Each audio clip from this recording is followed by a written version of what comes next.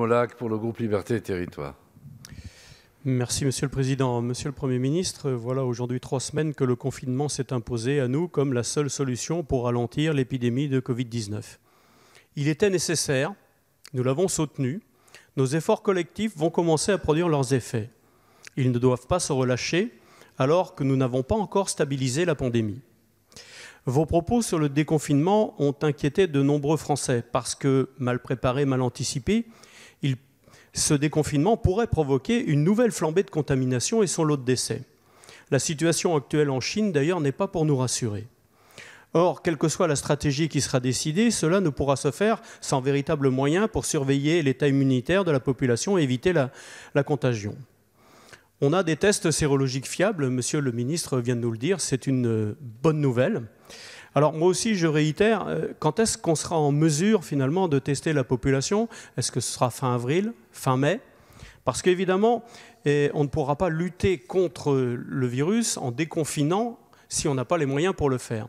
Sur les masques, quand l'Académie de médecine nous dit que ça peut être une bonne chose et que dans ce que j'ai lu, on me dit plus ou moins que je ne l'avais pas dit avant parce qu'il n'y en avait pas assez, forcément, ça entretient un certain trouble de la part de nos concitoyens.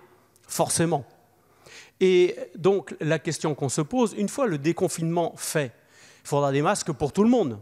C'est-à-dire qu'il faut multiplier par 3 ou 4 le nombre de masques que l'on donne à toutes les personnes. Donc on voit bien là, est-ce que nous aurons les moyens de le faire? Sachant que d'autres prix viennent, comme quoi il y aurait des quantités de masques qui seraient négociées sur les tarmacs des aéroports chinois au plus offrant. Donc c'est là où on a un peu de mal à comprendre parce que j'ai l'impression qu'on essaye d'avoir le coup d'après, mais que finalement on n'est déjà pas clair sur ce que l'on a en ce moment. Merci, Monsieur le député. La parole est à Monsieur le Premier ministre. Monsieur le Président, Mesdames et Messieurs les députés, Monsieur le député Molac, vous évoquez la question de demain, ou en vérité d'ailleurs même plutôt d'après-demain, c'est-à-dire ce qui se passera lorsque nous serons prêts à procéder à ce déconfinement dont certains parlent. Donc personnellement, je parle peu, je réponds aux questions qu'on me pose, mais je parle peu. Pourquoi? Parce que nous sommes en train d'y travailler. Ça n'est pas pour demain.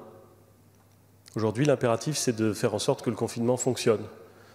L'impératif, c'est de faire en sorte que le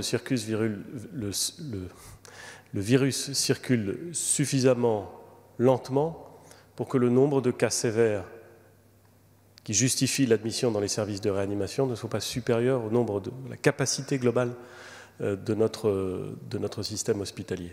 Donc aujourd'hui, c'est l'heure du confinement. Et l'heure du confinement va durer. Et c'est tout à fait difficile à supporter pour beaucoup de Français, j'en ai parfaitement conscience. Mais c'est indispensable si nous ne voulons pas nous retrouver dans une situation qui serait pire encore que celle que nous connaissons aujourd'hui. Il y a beaucoup de questions qui sont liées au déconfinement demain ou après-demain. Beaucoup. Elles sont compliquées parce que pour beaucoup d'entre elles, elles tiennent à des éléments dont nous ne disposons pas encore, à des réponses dont nous ne disposons pas encore. C'est la raison pour laquelle nous nous préparons. Se préparer, ça ne veut pas dire que c'est prêt.